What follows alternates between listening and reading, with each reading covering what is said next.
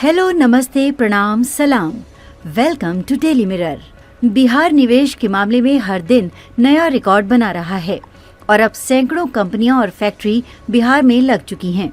ऐसे में जब राज्य की आर्थिक क्षमता बढ़ी है और समृद्धि आई है, तो अब बिहार के कई जिलों में यात्रा के लिए एयरपोर्ट की जरूरत शिद्दत से महसूस हो रही है। इसी को देखते हुए नीतीश सरकार ने तमाम तैयारी शुरू कर दी है और अगले साल बिहार को 3 नए एयरपोर्ट का जोरदार तोहफा मिलने वाला है। इन 3 एयरपोर्ट्स के शुरू होने के बाद बिहार में चालू एयरपोर्ट की संख्या 3 से बढ़कर 6 हो जाएगी। इस वीडियो में हम आपको बताएंगे कि बिहार के वो 3 नए एयरपोर्ट कौन से हैं जिससे आप आने वाले सालों में उड़ान भर पाएंगे। सबसे पहले आपको राजधानी पटना में बनने वाले बिहटा इंटरनेशनल एयरपोर्ट की लेटेस्ट अपडेट देते हैं। बिहटा एयरपोर्ट के टर्मिनल बिल्डिंग के लिए नया टेंडर जारी हो चुका है। इस टेंडर के मुताबिक बिहटा एयरपोर्ट का टर्मिनल भवन G+2 होगा और इसकी लागत करीब 655.85 करोड़ रुपए होगी। इस टेंडर के लिए आवेदन करने की आखिरी तारीख 5 नवंबर 2024 थी। चूंकि बिहटा एयरपोर्ट को इंटरनेशनल बनाना है, इसके लिए रनवे को बढ़ाने के लिए जमीन अधिग्रहण की भी कार्रवाई चल रही है। बिहटा एयरपोर्ट के रनवे का विस्तार पूरब या पश्चिम में किस तरफ होगा, इस पर 2 दिन में जिला प्रशासन की टीम निर्णय लेगी। मंगलवार को समीक्षा के दौरान डीएम डॉक्टर चंद्रशेखर सिंह ने जमीन चिन्हित करने वाली कमेटी को 2 दिनों में रिपोर्ट देने को कहा है। समिति की रिपोर्ट को सक्षम प्राधिकार को भेजा जाएगा। एयरपोर्ट अथॉरिटी ऑफ इंडिया और इंडियन एयरफोर्स तकनीकी सर्वे और मूल्यांकन करेगी। इस एयरपोर्ट पर किसी भी मौसम में कोई भी एयरक्राफ्ट उतर सके, इसके लिए रनवे की लंबाई 8000 फीट से बढ़ाकर 12000 फीट की जानी है। इसमें 400 मीटर लंबी और 1500 मीटर चौड़ी 190.50 एकड़ भूमि अधिग्रहण किया जाना है। सिविल एनक्लेव से जल निकासी के लिए ड्रेनेज सिस्टम NH 922 से सिविल एनक्लेव तक 6 लेन रोड बनाने के लिए निर्देश दिया गया है। सड़क के लिए जमीन अधिग्रहण हो गया है।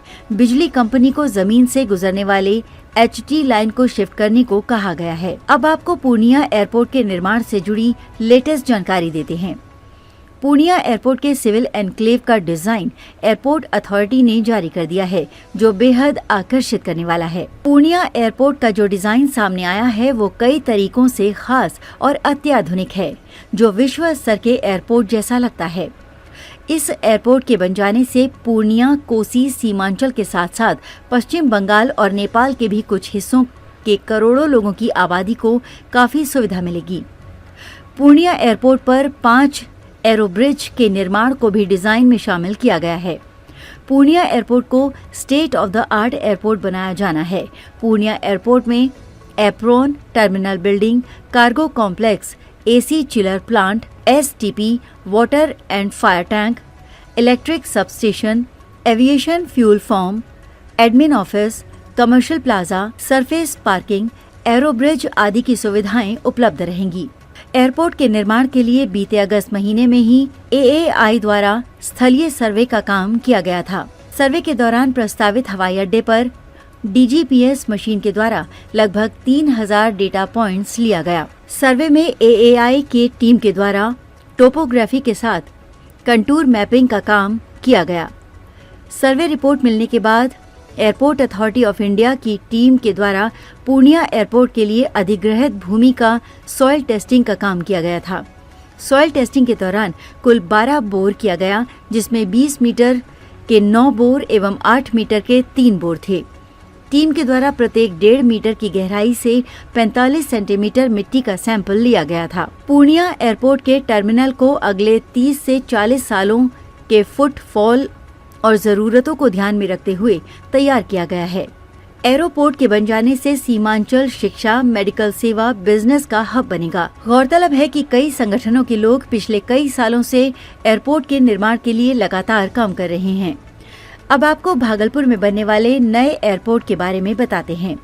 भागलपुर के लोगों की लंबे समय से चली आ रही मांग को सरकार ने मान लिया है और अब सुल्तानगंज में नया एयरपोर्ट बनाने का ऐलान किया गया है। इतना ही नहीं, इस एयरपोर्ट का नाम भी तय कर दिया गया है। हालांकि स्थल चयन को लेकर आधिकारिक घोषणा होनी बाकी है।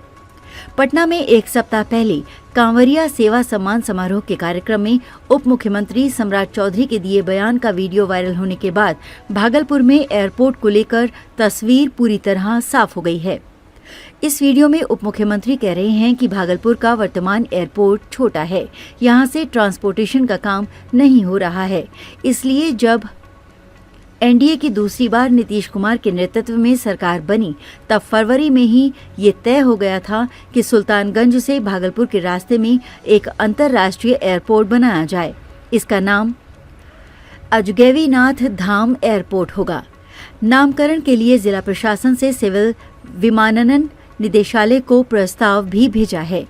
जल्द ही निदेशालय के स्तर से निर्णय लिया जाएगा और स्थल निरीक्षण किया जाएगा। इसके साथ ही ये साफ हो गया कि गोराडीह में हवाई अड्डा निर्माण के प्रस्ताव पर मुख्यालय स्तर पर सहमति नहीं बनी है।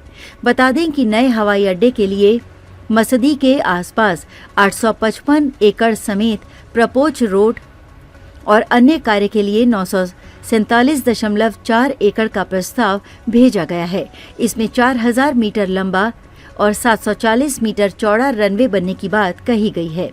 हालांकि जिले के डीएम डॉक्टर नवल किशोर चौधरी ने कहा कि स्थल चयन से संबंधित कोई पत्र अब तक निदेशालय से नहीं आया है। जिला से भेजा गया प्रस्ताव प्रक्रिया में है। आज के लिए बस इतना ही। अगर आपको ये वीडियो पसंद आया तो इसे लाइक करें, शेयर करें, कमेंट करें और अपने चैनल को सब्सक्राइब करना ना भूलें। मिलेंगे कुछ नई जानकारी के साथ। तब तक आप देखते रहिए डेली मिरर।